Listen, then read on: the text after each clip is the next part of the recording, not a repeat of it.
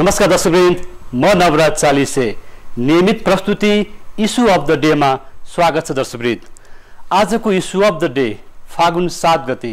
आज फागुन 7 गते 2007 साल फागुन 7 गते नेपाल र नेपालीको लागि ऐतिहासिक दिन रहेको थियो र नेपाली जनताले प्रजातन्त्रको लागि राणा शासनको विरुद्धको लागि लामो सङ्घर्ष गरेपछि फागुन 7 गते राजा र प्रजा मिलेर प्रजातन्त्रको स्थापना गरेका थिए र नेपालको राजनीतिक जीवनमा यस्ता क्रान्तिहरू धेरै भएका छन्।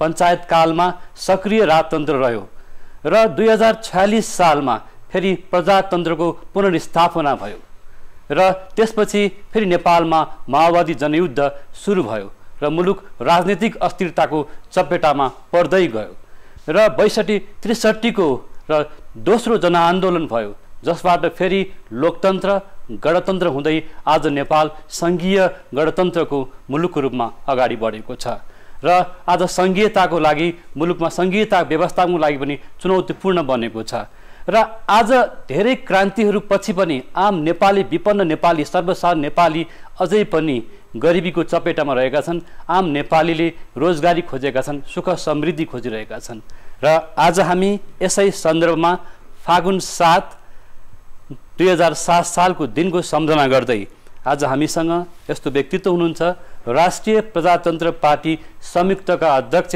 पशुपति शमशेर जङ्गबहादुर राणा, जो श्री 3 मोहन शमशेरका नाति र राजा महाराजबाटै उहाँले त्यो खालको आफ्नो पारिवारिक जीवन सुरुवात गर्दै आजसम्म सक्रिय राजनीति बिताइरहनु भएको छ र सक्रिय राजनीतिमा लाग्नुभएका एक नेता, राष्ट्रवादी नेता आज हामीसँग हुनुहुन्छ पशुपति शमशेर जङ्गबहादुर राणा। यहाँलाई स्वागत छ। तपाईहरुको सम्पूर्ण दर्शकलाई राष्ट्रिय प्रजातन्त्र पार्टी संयुक्त र मेरो तर्फबाट नमस्कार। 2007 साल भन्दा अगाडि यहाँहरू राजा महाराजा हुनुहुन्थ्यो, हैन? मेरो बाजे महाराज हुनुहुन्थ्यो। श्री 3 मोहन शमशेरको नाति हुनुहुन्छ तपाईँ। हो। यस मानेमा गर्व पनि लाग्दो होला तपाईलाई। गर्वै छ। उहाँले जे भए पनि त्यो बेला उहाँले चाहिँ शान्तिपूर्ण ह्यान्डओभर हस्तान्तरण गरिबक्स्यो। त्यो शान्तिपूर्ण शक्तिको हस्तान्तरण मेरो विचारमा मुलुकको लागि ठुलो उपलब्धि थियो र उहाँ पहिलो प्रजातन्त्रको प्रधानमन्त्री पनि बनिबक्स्यो। मोहन शमशेर हो। जनताले राणाकालको विरोध गर्दै प्रजातन्त्र ल्याएको अवस्था, हैन, आलोचना गरेको अवस्था र 7 सालको जुन दिन थियो, यहाँहरूको बालककाल पनि थियो त्यो बेला, त्यो सम्झँदा कस्तो लाग्छ? अब मैले सम्झे त्यो बेलाको चाहिँ के छ घटना भने, जब त्रिभुवन महाराज दिल्ली सवारी भयो, त्यो पछि उहाँको नाति ज्ञानेन्द्र सरकारलाई मेरो बाजेले राजा बनाएको छ।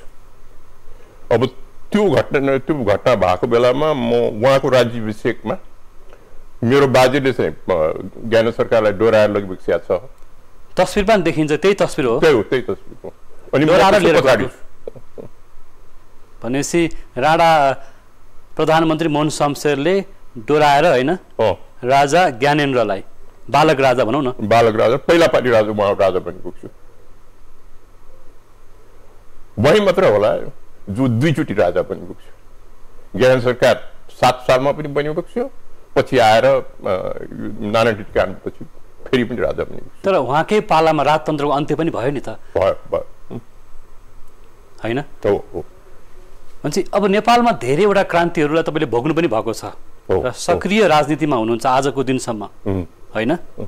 भनेपछि नेपालमा पञ्चायतकालको सुरुवात भयो, 7 साल आयो, हैन, फेरि 46 साल आयो, यी विभिन्न क्रान्तिहरू आइरहेको छ र अझै पनि आम नेपाली जनतामा सुख समृद्धि देख्न सकिएको छैन भन्ने गुनासो पनि छ, हैन त? तपाईँले यी विभिन्न क्रान्तिहरूलाई कसरी निहाल्नु भएको छ? अब एउटा जनआन्दोलनमा मैले वार्तालापै गरेँ। पञ्चायतको तत्कालीन प्रधानमन्त्री लोकेन्द्र बहादुर चन्द बन्नुभएको थियो अब म पनि जलस्रोत परराष्ट्र अर्थको मन्त्री बनेर बसेका थिएँ, तर मुख्य काम मेरो चाहिँ मन्त्रालय चलाउनुभन्दा आन्दोलनकारीसित वार्तालाप गर्नु थियो र हामीले त्यो वार्तालापद्वारा त्यो बखतको उम्लेको मुलुक के ताप्के भित्र बसाल्यौँ र यो मुलुकमा राजाको पक्षबाट वार्तालाप गर्ने हामीले बौद्धले प्रजातन्त्रलाई स्वीकार्यौँ, आन्दोलनकारीले संवैधानिक राजतन्त्रलाई स्वीकार्यो। त्यसरी चाहिँ त्यो वार्तालापको अन्त भयो। त्यसैले त्यो भूमिका चाहिँ अत्यन्त महत्त्वपूर्ण थियो जस्तो लाग्छ मलाई।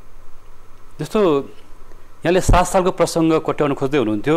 राजा त्रिभुवन, राजा महेन्द्र, राजा वीरेन्द्र र राजा ज्ञानेन्द्र, 4 जना राजाहरूसँग तपाईँले भेट्नुभयो, काम पनि गर्नुभयो। गरेँ। राजा वीरेन्द्रसित बढी से बढी काम गरेँ। राजा ज्ञानेन्द्रसित चाहिँ खेलेका थिएँ हो कि त्यो 7 सालमा उहाँ चाहिँ 7 सालको बेला 4.5 महिना उहाँ चाहिँ राजा पनि बक्स्यो। मलाई त्यो बेलामा कम्पेनियन इन चिफ भन्ने दर्जा दिएर कर्नलको भत्ता पनि दिएको थियो उहाँसित खेल्ने गर्नलाई भनेर त्यो गरेका थिएँ। काम चाहिँ मैले राजा वीरेन्द्रसित बढी गर्ने मौका पाएँ। राजा ज्ञानेन्द्र चाहिँ बाल्यकालदेखि चाहिँ सँगै खेल्ने साथी भनौँ न, होइन? अब त्यो बखतमा उहाँसँगै थिएँ। हिजो आज भेटघाट कतिको हुन्छ? कहिले कहिले हुन्छ। जस्तो हिजै मात्रै पनि पूर्व राजा ज्ञानेन्द्रले प्रजातन्त्र दिवसका अवसरमा विज्ञप्ति जारी गर्नुभएको थियो। त्यो विज्ञप्तिमा चाहिँ अझै पनि आम नेपालीको जनतासम्म प्रजातन्त्रको लहर अथवा प्रजातन्त्रको अनुभूति पुग्न सकेन भनेर उहाँले आफ्नो विज्ञप्तिमा उल्लेख गर्नुभएको छ नि, यसमा सहमत हुनुहुन्छ र? अब हामी त 4वटा पार्टी मध्ये हौँ जसले चाहिँ यो संविधान ल्यायो, होइन? त्यसैले यो संविधानलाई त म स्वीकार्छु नि। संविधानकै पक्षमा हुनुहुन्छ, होइन? अब जस्तो यहाँहरू राष्ट्रिय प्रजातन्त्र पार्टी 2 पार्टी पनि एक भएको छ, होइन? अब प्रजातन्त्रको लागि तपाईँहरूको भूमिका के रहन्छ? एकदम सकारात्मक भूमिका रहन्छ, किनभने राष्ट्रियता, प्रजातन्त्र र उदारवाद हाम्रो एकदम स्तम्भहरू हो कि विश्वासको स्तम्भहरू। यहाँले राजा सहितको प्रजातन्त्र भन्नुभएको छ नि त तपाईँहरूले? हामीले के भनेको छौँ भने सबै पक्षलाई स्वीकार्य हुने सहमति र साझा संस्थाको रूपमा राज संस्था सहित लोकतन्त्र प्रजातन्त्र भनेको छ। जस्तो राजा सहित अथवा राज संस्था सहितको प्रजातन्त्र भनेर वकालत गर्नुभएको छ, होइन? अबको आजको युगमा यो सम्भव देख्नुहुन्छ र? होइन, अब हामीले सम्भव नदेखाए भए त किन बोल्थ्यौँ त, होइन? सम्भव देखेर त बोलिने हो। फेरि राज संस्था ल्याउन सम्भव छ र भने? अब हाम्रो विश्वासको कुरा हो, होइन? हाम्रो विश्वास चाहिँ अब हेर्नुहोस्, मैले तपाईँलाई भने नि, मैले त्यो 46 सालको वार्तालाप गर्दाखेरिमा बौद्धले पक्षले संवैधानिक राजतन्त्र स्वीकार्य हो कि। त्यसैले मेरो त्यो भूमिका पनि सम्झिँदाखेरिमा मैले चाहिँ मेरो विश्वास राज संस्था सहित नै प्रजातन्त्र उचित हुन्छ भन्ने लाग्दछ। जस्तो यहाँको राजनीतिक जीवनमा नि, होइन, मैले अघि पनि उल्लेख गरेँ 4 जना राजाहरूसँग काम गरिसक्नु भएको छ। फेरि यहाँले राज संस्था कामै गरे त मैले भने नि खेल्ने काम चाहिँ मैले राजा ज्ञानेन्द्रसित गरेँ हो कि। अब राजनीतिक काम बसेर काम गर्ने भनेको काम चाहिँ राजा वीरेन्द्रसित गरेँ। मेरो त्रिभुवन महाधिराज या महेन्द्र महाधिराजसित त्यस्तो सम्बन्ध रहेन। तर नेपालमा प्रजातन्त्र ल्याउने अनि फेरि खोज्ने त्यो प्रवृत्ति 46 सालसम्म देखियो र राजा महेन्द्र र बिपी भनौँ 15 सालमा संसदीय निर्वाचन भएर नेपाली काङ्ग्रेसले एउटा पूर्ण बहुमत सहितको सरकार गठन गरेको, होइन, 2/3 गठन गर्ने 2/3 बहुमत प्राप्त सरकार गठन गरेको थियो। भनेपछि फेरि राजा महेन्द्रले एउटा प्रजातान्त्रिक सरकारलाई अपदस्थ गरेर एउटा एकदलीय व्यवस्थाको सुरुवात गर्नुभयो नि, है? अब मै यहाँ थिइनँ ती बखतमा। अघि म फर्केँ त पछि आएर 22 सालतिर म फर्केँ। त्यो घटना भइसकेको थियो, अब पञ्चायत लागू भइसकेको थियो। त्यो बेला मात्रै म फर्केँ। म बेलायतमा पढिरहेको थिएँ त्यो समय। बेलायतमा हुनुहुन्थ्यो। 2007 सालमा राजा र प्रजा मिलेर प्रजातन्त्र ल्याएको होइन? हो, त्रिभुवन महाराजले त्यही गरे। फेरि हामी कहाँ प्रजातन्त्र आइसकेको थियो होइन, फेरि प्रजातन्त्रलाई राजाले खोसे नि त। त्यो त भयो, कु भएकै हो। बीपीको सरकारलाई कु भएकै हो। यो बेला बखतमा राजनीतिज्ञहरूले गफ पनि गर्छन्, नेपालमा बीपी र महेन्द्रको सम्बन्ध, मित्रता अथवा भनौँ न कटुता के हो? यो अलिकति हामी यो बिचमा मलाई के लाग्छ भने यो एउटा उखान छ नि, एउटै वनमा दुई शेर बस्न सक्दैनन् भन्ने, त्यो समस्या हो। नत्र त राजनीतिज्ञ मध्ये मलाई लाग्छ सबभन्दा ब्रिलियन्ट राजनीतिज्ञ बीपी नै हो। र राजाहरू मध्ये यो चारवटा नाम लियो नि राजाको, त्यो चारवटा राजा मध्ये महेन्द्र सरकार चाहिँ सबभन्दा उल्लेख्ने भूमिका भएको। अब दुईटैको राम्रो भूमिका भएको। देन पनि महेन्द्र सरकार तपाईँले यदि हेर्नुभयो भने पूर्व पश्चिम राजमार्गदेखि लिएर कोदारी सडकदेखि लिएर विकासमा उहाँको ठुलो देन छ। अब यो दुईटै मान्छे असाध्य असल मान्छे, आफ्नो हिसाबबाट असल मान्छे, असाध्य काबिल मान्छे। तर किन मिल्न सकेन दुईटा भनेर भन्दाखेरिमा एउटै वनमा दुईटा शेर अड्दैन, त्यही कुरा भन्नुभयो उहाँले। आज हामी लोकतान्त्रिक अभ्यास गर्दा पनि राजनीतिक पार्टीहरू मिलेको अवस्था देखिँदैन। आजको कुराहरूमा हजुर, अहिलेको प्रसङ्ग। अब अहिले पनि तपाईँले भने जस्तो अब अहिले आएर त हामीले विश्लेषण गऱ्यौँ भने सबभन्दा अनौठो कुरा के छ भने यो सरकारले असाध्य भारी बहुमत पायो। यति बहुमत भएको त 46 सालपछि कुनै अरू सरकार छैन।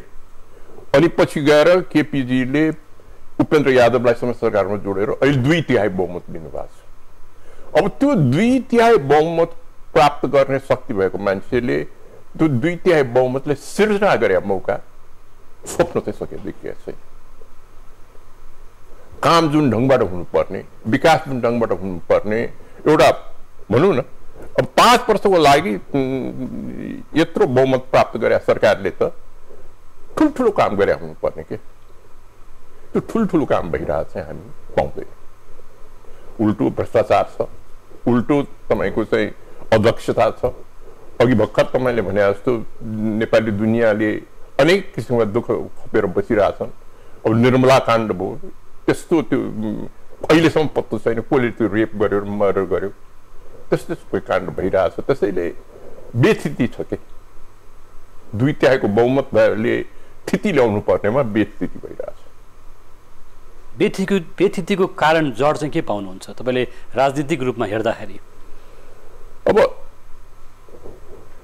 यो 2/3 बहुमत सृजना गर्ने श्रेय पनि केपीजीकै, बेस्थिति सृजना गर्ने श्रेय पनि केपीजीकै।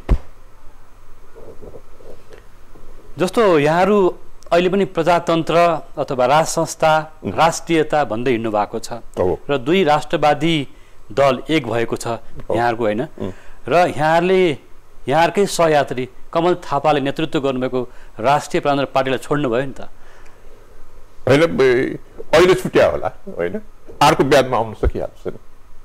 यो हाम्रो हेर्दै तपाईँले हेर्दै जानु होला, हाम्रो मिलन यो पार्टीलाई बढाउने क्रम अहिले जारी छ के। सम्भवतः केही नेताहरू 11 गतितिर हामी कहाँ फेरि आउनुहुन्छ। अब त्यो पछि अर्को चरणमा हामी कमल थापाहरूको पनि आश गर्छौँ। कमल थापाहरू आउनुहुन्छ? अर्को चरणमा आउन सक्छ नि, किन नहुने। अब राष्ट्रिय प्रजातन्त्र पार्टीको भावी योजना राजनीतिक क्षेत्रमा के हुन सक्छ? अहिले पनि तपाईँहरू 2 पार्टी एक भएर पनि राष्ट्रिय राजनीतिमा कुनै अर्थ लाग्दैन भनेर टिप्पणी गर्नेहरू पनि छन्। अब यसो के तपाईँको हामीले के गर्न खोजेका छौँ अहिले भने हाम्रो मुख्य अहिलेको समस्या मैले देखेँ यो मुलुकको परिचय हराएको। हामीले जुन बेलामा यो मुलुकलाई सेकुलर बनायो होइन, त्यो सेकुलर बनाएदेखि यो मुलुकले आफ्नो मौलिक पहिचान गुमायो। त्यसैले हाम्रो मुख्य एउटा आन्दोलन अहिले यो हिन्दुत्व पुनर्स्थापित गर्नलाई हुन्छ। यो नेपाली जनताको 81% जनसङ्ख्या भएको मुलुकमा 94% ओमकार परिवारको उपस्थिति भएको मुलुकमा यसलाई चाहिँ यो मुलुकलाई सेकुलर भनेर भन्ने चाहिँ कुनै आधार छैन के। अब फेरि नेपाल हिन्दू राज्य बन्न सम्भव देख्नुहुन्छ? सम्भव छ? सम्भव देख्छु म प्रबल सम्भावना देख्छु त्यसको। हिन्दू राज्य हटाउनको लागि अथवा देशी विदेशी शक्तिहरू प्रयोग भयो भन्ने कुरा यहाँहरूको टिका टिप्पणी छ हैन? युरोपियन युनियन अथवा पश्चिमा मुलुकहरूको पनि अहिले चाहिँ विभिन्न खालको चाहिँ यहाँ सेमिनारहरू भइरहेको छ हैन? जुन कुरामा भनौँ न जुन कुरामा नेपाल सरकार आफै सहभागी भएको हामीले देख्यौँ, प्रधानमन्त्री स्वयं सहभागी हुनुभयो। यो अवस्थालाई कसरी टिप्पणी गर्नुहुन्छ? यो चाहिँ मलाई अब अहिले पनि भनौँ न, अस्ति एकचोटि यहाँनिर एउटा एनजिओ मिसेस मुन भन्नेले लिएर आएको थियो। त्यो मिसेस मुनको एनजिओको सेवामा प्रधानमन्त्री 3 दिन एउटा होटलमा बस्नुभयो। त्यसरी क्रिस्चियनिटीको प्रचार र प्रचारकको रूपमा सरकार उत्रिया देखिन्छ, जुन दुर्भाग्यको कुरा हो।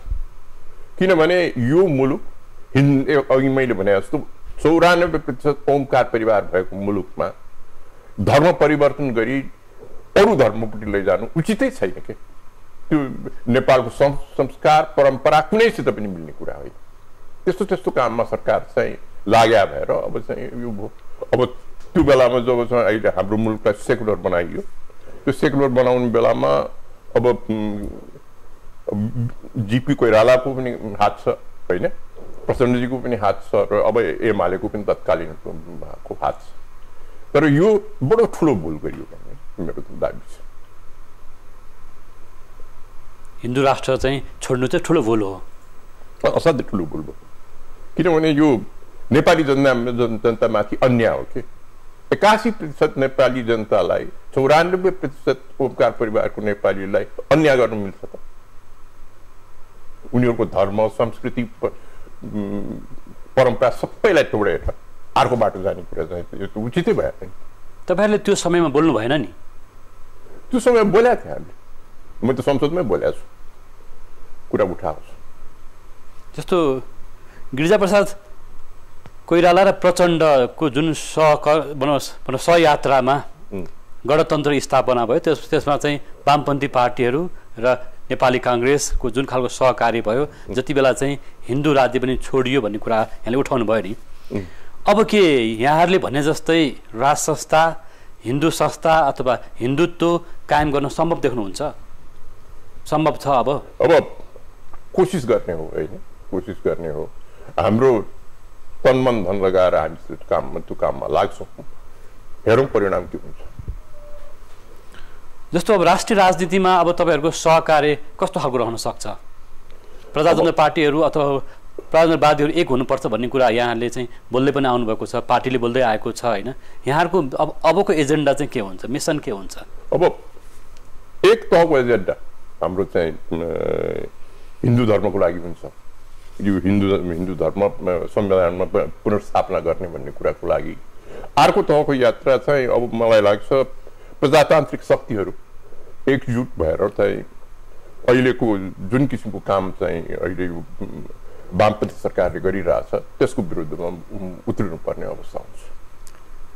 जस्तो आज 7 गते होइन प्रजातन्त्र दिवस हो, जस्तो यहाँको जन्म भएको थियो विक्रमसम्म 1998 साल हो काठमाडौँमा। हो, त्यति बेलादेखि तपाईँले 7 साललाई पनि अलिकति भनौँ न बाल्यकालदेखि चाहिँ जुन खालको अनुभूति गर्दै आउनुभएको थियो त्यो बेलाको चाहिँ मैले बुझ्ने मौका पाएको थिएँ। पछि इतिहासमा पढेँ अघि, अब त्यो यसो राजा ज्ञान जस्तो खेल्ने कुराहरू यस्तो मात्रै सम्झना छ। त्यो बेलाको चाहिँ राजनीति चाहिँ मलाई याद छैन।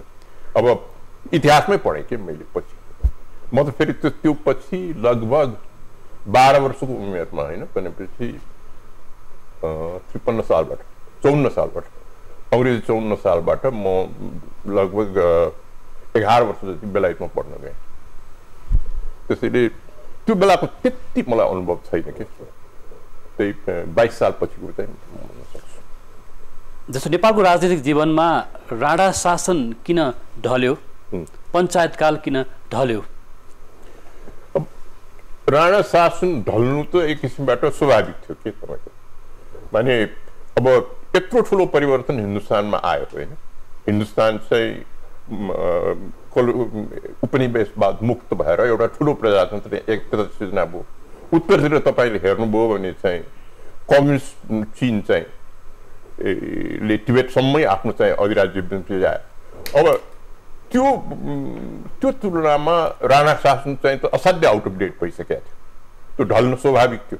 अब यतापट्टि आएर 46 सालको कुरा गर्ने भए चाहिँ 46 सालमा अब मेरो आफ्नो विचार के थियो भने, एकचोटि मैले सुनेको छु महेन्द्र महाराज धिराजको पालीमा उहाँ स्वर्गीय हुने बखत उहाँले प्रजातन्त्र रेस्टोर गर्ने सोची बोकेको थियो। महेन्द्रकै पालामा एउटा संविधान पनि तयार भएको छ भनेर एक दुईजना मान्छेले चाहिँ त्यो बेला कुरा गर्छ। त्यो बाटो हामी जान पाए या जनमत सङ्ग्रहपछि बिपीलाई समेत लैजान पाएदेखि सायद यो 46 साल आइरहनु पर्दैन थियो होला। तर अब पुरानै शासन पद्धतिमा पञ्चायतबाट अडे। अब एक दिन न एक दिन त अब त्यो बौद्धले प्रजातन्त्र यहाँ आउनु स्वाभाविक थियो, किनभने बौद्धले प्रजातन्त्र हिन्दुस्तानमा भइसकेको, बङ्गलादेशमा उपमहाद्वीपमा प्राय 100 अरू ठाउँमा भइसकेको ठाउँमा अब यहाँ चाहिँ त्यो अलग किसिमको व्यवस्था चलिरहनु उपयुक्त थियो।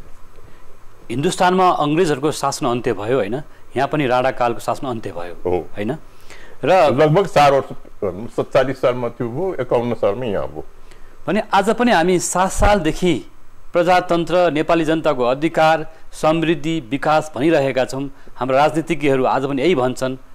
भनेपछि यो त्यो 7 सालदेखि आजसम्म किन नेपाली जनताले एउटा समृद्धिको होइन, लोकतन्त्रको अथवा प्रजातन्त्रको, विकासको, समृद्धिको, अधिकारको, स्वतन्त्रताको, सुरक्षाको अनुभूति गर्न पाइरहेका छैनन् नि? यो तपाईँले भने सही हो। यो सरकारभन्दा अघिको कुरा गर्ने हो भने त ज्यादै अस्थिर सरकारहरू आए, त्यस कारणले त्यो परिस्थिति जन्मियो। यो सरकारलाई 2/3 बहुमत भएपछि एउटा नाटकीय परिवर्तन ल्याउने मौका आएको थियो। त्यो नाटकीय परिवर्तन ल्याएर जनतालाई सुख र समृद्धिमा पुर्याउने काम चाहिँ हुन सकेन। तर केपी ओलीको नेतृत्वको सरकारले पनि विकास र समृद्धि, जुन प्रधानमन्त्री स्वयंले पनि भन्नुभएको छ कि विकास, समृद्धि होइन, सङ्घीयताको व्यवस्थापन भन्दै आउनुभएको छ र सुशासन पहिलो प्राथमिकता भन्नुभएको छ नि त। भन्नुभएको छ, गर्नु भएको छैन। गर्नु पनि पर्यो त होइन, भनेर त पुगेन। कम्युनिस्ट पार्टीको सरकारले अथवा बहुमत 2/3 बहुमत प्राप्त गरेको छ होइन, प्रधानमन्त्रीले पटक पटक विकास र समृद्धिको योजना ल्याउनु भएको छ र सरकारले अहिले पनि एउटा विश्वास जितेर अगाडि बढ्न खोजिरहेको छ लगानीकर्ताहरूको, स्वदेशी विदेशीको। भने यति भन्दै पनि विकासको बाधक के रहेछ त? अब 2-3टा कुरा राखौँ के तपाईँको। अब एउटा वैदेशिक लगानीकर्तालाई स्वागत गर्ने क्रम चलिरहेको बेलामा नेपाललाई सरकारै नभए भेनेजुएलाको विषयमा कुरा उठाएर अब मुख्य शक्ति राष्ट्र अमेरिकालाई चिडाउने काम भयो। मलाई लाग्दैन त्यति आसान हुन्छ यो लगानी भित्राउने काम त्यो भइसकेपछि। त्यस्तै प्रकारले तपाईँको अब उहाँले सुशासन, सुख र समृद्धिको कुरा गर्नुभएको छ। तर हेर्नुहोस्, अब यो वाइड बडी जेट भनौँ ठुलो जहाजको किन्ने प्रकरणमा त्यो सोझै त्यो कम्पनीबाट, त्यो एयरबस कम्पनीबाट किन्नु सट्टा एउटा सेल कम्पनी खडा गरेर किनियो र जुन जहाज किनिया छ त्यो जहाजले लामो दूरीको यात्रा गर्न सक्दैन भन्ने कुरा आइरहेको छ। अब एउटा त्यस्तो प्रकार, अर्को बुढी गण्डकी हेर्नुहोस्, बिना प्रतिस्पर्धा ठेक्का दियो। अब यस्ता कुरा भएपछि सुशासन कसरी हुन्छ? त्यसैले बोले अनुसार गर्नुपर्छ कि प्रधानमन्त्री। यहाँ धेरै पटक जलस्रोत मन्त्री हुनुभयो होइन, अहिले सरकारले जलस्रोतको विकासको लागि पहिलो प्राथमिकता दिएको छ होइन, र यो अहिले स्थानीय तहसम्म गएर जलस्रोतका विकास परियोजनाहरू अगाडि बढाइएको अवस्था पनि छ। यो अवस्थालाई कसरी हेर्नुहुन्छ?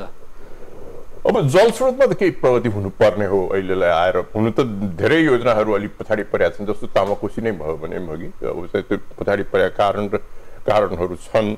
तर अब अलि आएर अहिले चाहिँ धेरै चाहिँ पाइपलाइनमा छ के योजनाहरू। 1-2 वर्षको दरमियानमा धेरै सहज स्थिति जलस्रोतमा आउला भन्ने मलाई लाग्छ। यहाँले अघि भ्रष्टाचार बढ्यो भन्नुभयो। भ्रष्टाचार पञ्चायत कालमा पनि थियो, यहाँहरू मन्त्री हुँदा पनि धेरै कम थियो। त्यो बेला राजासित मान्छे डराउँथे, त्यस्तो खाने काममा अब कहिले भयो त्यो चाहिँ हुँदै भएन भन्ने हो। त्यो बेला असाध्य कम, अहिलेको तुलनामा धेरै कम भ्रष्टाचार। अहिले पञ्चायत कालको भन्दा धेरै भ्रष्टाचार छ। अब अहिले त कस्तो भएको छ भने 3 तहलाई तपाईँले हेर्नुभयो भने भ्रष्टाचारको विकेन्द्रीकरण समेत भएको छ। यहाँ त भयो वडासम्म पुगेको छ भ्रष्टाचार। पञ्चायत कालको पञ्चायती शासकहरू भन्दा पनि बढी भ्रष्टाचार अहिले हुन्छ। भ्रष्टाचारमा है, अरू कुरामा पनि भ्रष्टाचारमा चाहिँ बढी। पञ्चायतमा पनि धेरै हुन्थ्यो अरे नि त। अब जनमत सङ्ग्रहको बेला अलि निकै भयो भन्छन् अघि, त्यो बाहेक चाहिँ त्यस्तो उल्लेख्ने कुराहरू छैन। अहिले चाहिँ कहाँनिर भ्रष्टाचार हुन्छ त अहिले? मतलब भनौँ न राजनीतिक तहमा, प्रशासनिक तहमा, अथवा सिंहदरबारमा हो कि अथवा मन्त्रीहरूको तहमा हो कि कहाँनिर हुन्छ? मैले अघि भने नि केन्द्रमा त हुन्छ, अब वडासम्म पुगिसक्यो। हरेक वडामा चाहिँ मान्छे अहिले चाहिँ हाम्रो चुनित नेताहरूले प्राय, अब सबैले त किन होला र अघि कैयौँले चाहिँ भ्रष्टाचार, व्यापक भ्रष्टाचार भएको देखिन्छ। अनि यहाँहरूको पार्टीले यो कुरालाई अझ उठाउन सके त राम्रो हुन्थ्यो होला। उठाइरहेको छौँ त हामी यो कुराहरू बारम्बार उठाएछौँ। हामीले एकचोटि चाहिँ सडकमै उत्रौँ अस्ति होइन। अब अहिले गएर चाहिँ अब हामीले चाहिँ हिन्दुत्वको आन्दोलन चाहिँ लिएर अगाडि बढ्दाखेरिमा हामी कुशासनको सम्पूर्ण कुराहरूलाई समेत उजागर गर्छौँ। अहिलेको व्यवस्था जुन नयाँ व्यवस्था छ होइन, एउटा लोकतान्त्रिक व्यवस्था छ, गणतान्त्रिक व्यवस्था छ, सङ्घीय व्यवस्था छ, यसमा पञ्चायत कालको भन्दा नि बढी भ्रष्टाचार भयो। भ्रष्टाचारको विकेन्द्रीकरण त भयो, सिंहदरबारदेखि वडा तहसम्म गयो भन्नुभयो नि होइन। अब के हामी यही रूपमा भ्रष्टाचार बढ्यो भने जनताले के चाहिँ विकास समृद्धि जुन कारो प्रधानमन्त्रीले अथवा मन्त्रीहरूले अथवा योजना आयोगले भनिरहेको अवस्था छ, बजेटमा भनिएको छ, हामी विकास र समृद्धि पाउने आधार के त? यही चिन्ता हो कि तपाईँको चुहावट धेरै हुने भयो। यसो चुहावट भएपछि चाहिँ ठुल्ठुलो विकासका काम चाहिँ उल्लेखनीय विकासका काम चाहिँ हुन गाह्रो हुन्छ। त्यसैले अब यी कुराहरूमा चाहिँ सुधार ल्याउनेपट्टि सबैले सोच्नुपर्छ। जनताले पनि सोच्नुपर्छ, अब संसदले पनि सोच्नुपर्छ होइन, स्थानीय सरकारहरूले पनि सोच्नुपर्छ। यहाँले जस्तो पछिल्लो पटक नेपालको सम्बन्ध राजा त्रिभुवनदेखि भारतसँग एक खालको सम्बन्ध थियो हाम्रो होइन। बिपीको पनि त्यही अवस्था थियो र अरू राजनीतिक पार्टी, कम्युनिस्ट पार्टीको नेताहरू पनि हिजो भारतमै बसेको भन्ने कुरा सुनिन्छ। माओवादीका नेताहरू पनि भारतमै थिए भन्ने कुरा सुनिएको छ। पछिल्लो दिनमा नेपालको परराष्ट्र सम्बन्ध भारत, चीन, अमेरिका हुँदै नेपाल एउटा चाहिँ विश्वको भूराजनीतिक अवस्थामा जटिल मोडमा उभिएको छ भन्ने कुरा आइरहेको छ। यहाँले पनि भर्खर भन्नुभयो भेनेजुएलाको विषयमा छ कि भारतसँगको सम्बन्ध अथवा चीनसँगको सम्बन्धलाई तपाईँ कसरी विश्लेषण गर्नुहुन्छ? यो सरकारको कसरी म्यानेज गरेको छ भन्ने व्यवस्थापन हो। म चाहिँ अलिकति सन्तुलन गुमाएको अवस्था देखिरहेको छु अहिले आएर। यो भेनेजुएला प्रकरणले त अझ त्यसलाई चाहिँ उजागरै गर्यो होइन। तर पहिला जति सन्तुलित नीति नेपालको थियो अहिले चाहिँ त्यसको सट्टा सन्तुलन गुमाएको अवस्था छ। विदेशीको रेस्पोन्स कस्तो पाउनुहुन्छ, भारतीय नेताहरूको अथवा बाहिरको नेताहरूको? भारतीय नेताहरूको अत्यन्त अनुकूल छ जस्तो लाग्दैन। जस्तो यहाँ हिन्दू राज्य छैन अहिले होइन, जुन यहाँले पनि भन्नुभयो, यहाँहरू हिन्दू संस्थाको लागि, हिन्दू राज संस्थाको लागि माग गरिरहनु भएको छ, आन्दोलनमा उत्रिन्छु भन्नुभएको छ। यहाँ भारतसँग यहाँको राम्रो खालको सम्बन्ध पनि छ। के पाउनुहुन्छ हाम्रो परराष्ट्र मामिला पछिल्लो दिनमा? अब दाबी अस्ति मात्र उहाँले गरे त अब सबै सुधारे भन्नुभएको छ हो कि तर मैले चाहिँ हिन्दुस्तानसित चाहिँ अहिले चाहिँ त्यति अनुकूल सम्बन्ध भएको देख्दिनँ। चीनसँग सम्बन्ध राम्रो बन्दैछ नि त। चीनसँग उत्तरतिर राम्रो सम्बन्ध बन्दै पनि छ नि। त्यो चाहिँ बन्या होला, त्यो चाहिँ बन्या। अब एउटा कुरा भनिदिनुहोस्, पञ्चायत कालमा नेपालको सम्बन्ध भारत र चीनसँग कस्तो थियो? पञ्चायत कालमा अब